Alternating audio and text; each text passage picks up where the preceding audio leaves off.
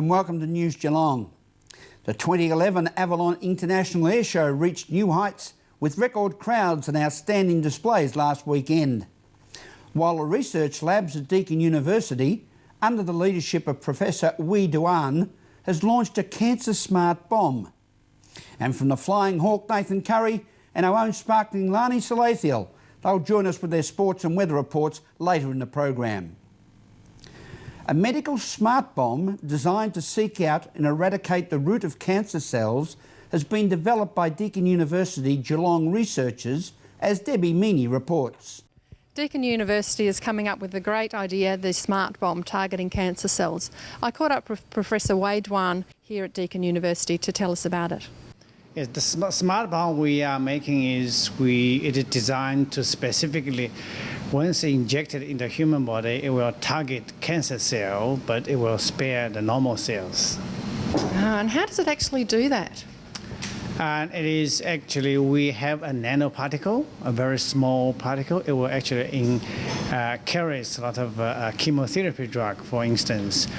But on top of that, on the surface of the nanoparticle, we will put on these chemical missiles. We call actually aptamer. The scientific name is called aptamer. The nickname is called chemical antibody. Now that is going to direct that smart bomb travels through the human tissues, through the blood, then it will eventually go there, seek, and find out the cancer cell and destroy it. This is the world, the one we just developed and published. This is the world, the first chemical antibody or the chemical missiles that will target the cancer stem cell. It is designed to attack the so-called cancer stem cells, which is now we know from the research in the last 10 years, we know the reason most of the chemotherapy cannot provide the cure is because a lot of chemotherapy and radiotherapy, they kill the bulk of cancer cells, but left behind these so-called cancer stem cells. They are like the roots of a tree. So if you want to remove that tree, you have to destroy the tree. You have to actually destroy the roots. If you just chop off a few leaves and small branches, most likely the tree will grow back. How long has this taken you to get to this point? We've spent about 2 years in conducting this project. Obviously, there's some leads prior to that, there's some other work. So currently, we still obviously continue to work on that. And usually, for any promising laboratory results we obtained in the so-called preclinical study, which means you conducted in the laboratory or in, say, laboratory animals, for it to be approved by the regulatory body of our government, here in Australia is TGA, Therapeutic Goods Authority, it usually takes 5 to 10 years. Now, the reason it takes so long is actually you need to go through all the safety checks to make sure the manufacture process and everything is fine. There's no adverse effect, and also in laboratory study we use small amounts because, say, if you do some small scale study, but in clinical usage you may make milligram or grams or even kilograms of drug you need. So you need to upscale that manufacture process. Now that is different ball game. So there's a lot of different process need to go through and to make sure everything is right.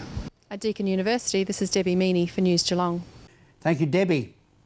The City of Greater Geelong Cadini Award, in conjunction with the Belmont Lawn Bowling Club, have worked together on major project improvements that has now added the patio project that was officially opened by Ward Councillor Bruce Harwood last Sunday. Great day for the Belmont Bowls Club, Graham. We've managed to get a fantastic deck built for a very modest amount of money with some great work by Max Davies and a few of the members of the club, and they've done an unbelievable job. It's a great asset for them.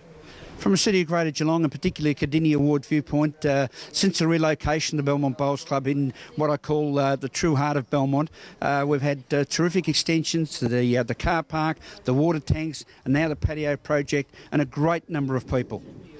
Well, I mean, the club is such a proactive club. They identify what they need. They go about their work very diligently, so they're a great club to support. I mean, the council has been very lucky that this type of club works so hard, and they give great value for the money that they receive. And we speak of the good old Mr Wilson from Dennis the Menace, but John Wilson, the leader of the project here, supported by Max Davies. Volunteers so essential in a bowling club. Oh, any club, I think, Graham, for that matter. But guys like John Wilson really... every club has a couple of them, and without those types of people, the clubs don't do as well. But Belmont has a couple of fantastic workers, of which John's the leader of the gang, I think. And you see the results today with their infrastructure, and I think they're pleasantly surprised and happy with their little lot, and so they should be. Oh, it's been fantastic, really wonderful, this magnificent decking, thanks to Bruce. And Well, when we look back over the history of the Belmont Bowling Club since your relocation from down underneath the old, what is currently James Harrison Bridge, you haven't looked back? no, definitely not. Not that I've been here all that time, I'm not that old. You're only a youngster. But as Councillor Harwood said, you put the building up, you put the infrastructure in place, but it's when you put the people there that it becomes a club. That's right, we've got some wonderful members here, and no matter what we ask, they will volunteer to help. We only have one paid employee, and that's a greenkeeper. Everything else is voluntary, and there's a lot of work goes on in this club. And we notice on the plaque, supported by 978 hours of volunteers, and Max Davies, the leader of that, a member of the club and a builder. Yes, it was fantastic, and he used all his own tools and equipment, everything to do it. Wouldn't take anything from us. And he said, no, that's for the club. And the Belmont Bowling Club been well supported by the City of Greater Geelong. Oh, it has, definitely, and we thank Bruce Howard for that. Fantastic. And of course, well led by yourself as the only female chairperson of a bowling club in Victoria, I believe. Oh, that's what you've looked it up, Graham. So I'll go by your word. This is News Geelong as we go to a break and return with more news after this.